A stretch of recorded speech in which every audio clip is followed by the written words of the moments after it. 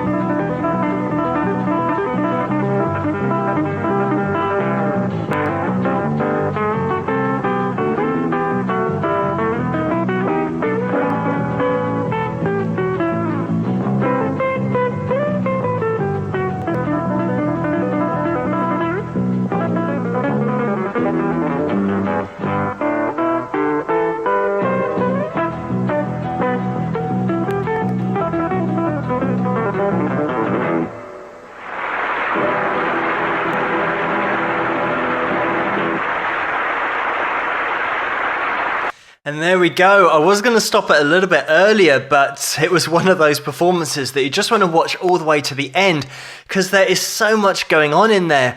I was going to mention just about the fact we didn't really get to see a lot of the fretboard in this kind of performance. I just want to see the amount of work going on to that fretboard sometimes when directors cut away and you just want to see what's going on. The sound quality isn't the best just due to the nature of old taped recordings, but the lack of quality in the sound is more than made up for by the quality of work on the fretboard. Jerry was such a technically gifted guitarist, and just by the way, this is all fingerstyle. He's not using a pick here. This is all his own technique on that right hand, and so many people in the industry and peers also were greatly respectful of Jerry's technique on the instrument. By the way, Chet Atkins gave Jerry that accolade of being a certified guitar player, which was an award, I guess, given out by Chet for players who have absolutely mastered the instrument. And the amount of technique that's actually in that claw that Jerry's got is mind-blowing. The way that it's so synchronized with that left hand, and it is so fast, the way that he follows those notes on after one another. And we've actually got a little bit of flamenco in there as well, that rasgueado technique of just fanning out those fingers. It's such a great sound, but it's the way that Jerry works it all in together. Here in the UK, UK, we don't know much about Jerry, and from what I've heard over in the USA, some people have mentioned that they didn't even know that he played guitar. They've just seen him in TV and film because he did a lot of acting as well. But in the music industry, he actually worked on 49 albums in all, so it's impressive numbers, and he also won Grammys and actually country music awards as well.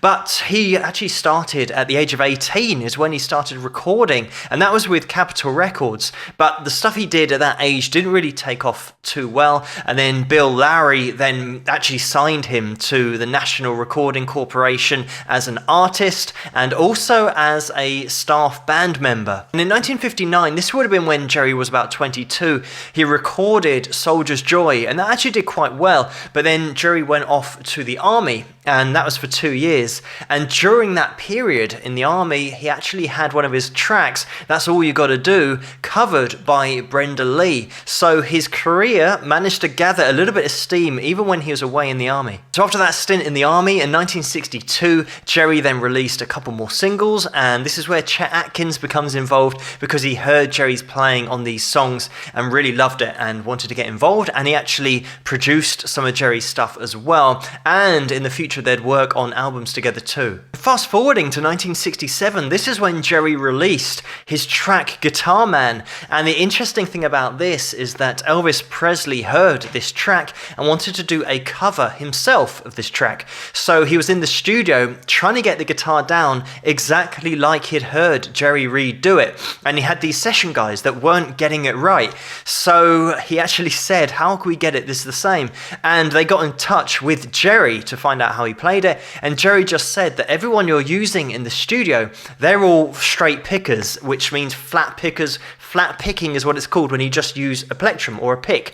Whereas he said, I play with my fingers, so it's going to sound different. Pretty much, Jerry was saying that he had the technique to get it down and everyone else didn't, and he was right. So Elvis got Jerry in to play those guitar parts on his cover of the Jerry Reed track. So then after getting down his own guitar parts, he went on to work with Elvis in a few more sessions, and Elvis actually recorded a couple of other Jerry Reed tunes too. And then in 1970 was the first collaboration with Chet Atkins, and that was from Chet's point of view in terms of what they called the album, because it's called Me and Jerry. And then 2 years later they had their second collaboration, which was then called Me and Chet. And actually between those two albums in 1971 was the release of When You're Hot, which was by far Jerry's biggest selling single. So then fast forwarding to the mid-70s, this is where Jerry started to chase his aspirations of doing acting, getting into TV and film.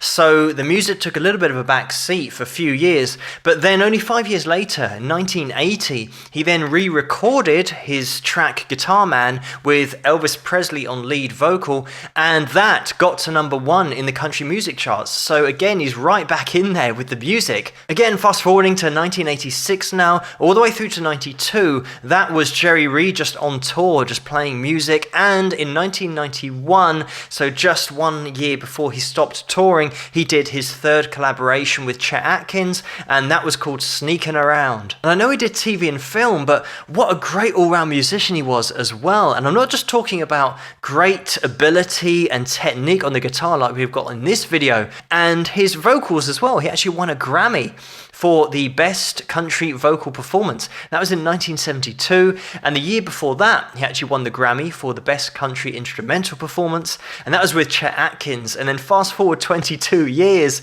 and then they won that same award again, him and Chet. So great ability. Also, his writing, I didn't even mention that. The fact that he was writing original material, like I said, that Elvis Presley had covered, and then they re-recorded it, got a massive hit as well. And, you know, When You're Hot, You're Hot. All these original songs and all the original material that Jerry wrote, is again, just having such a wide skill set. He could literally turn his hand to so many things, the acting, but the music side of it as well. But Jerry Reed, what a great player and what a great video this is, just to showcase his ability ability on that fretboard. And when you got a guy like Chet Atkins saying that this guy is better than Chet was, you know that this guy's got to have some serious moves. But then also considering all of those side projects, all the other things that Jerry did with the acting, the TV and the film is seriously impressive. Such an amazing skill set he had. But thank you so much for suggesting this video for me to take a look at. Keep those suggestions coming in the comments below. Let me know what you guys think, and if you like this video, please give it a thumbs up and subscribe, and I'll see you guys at the next one. Rock!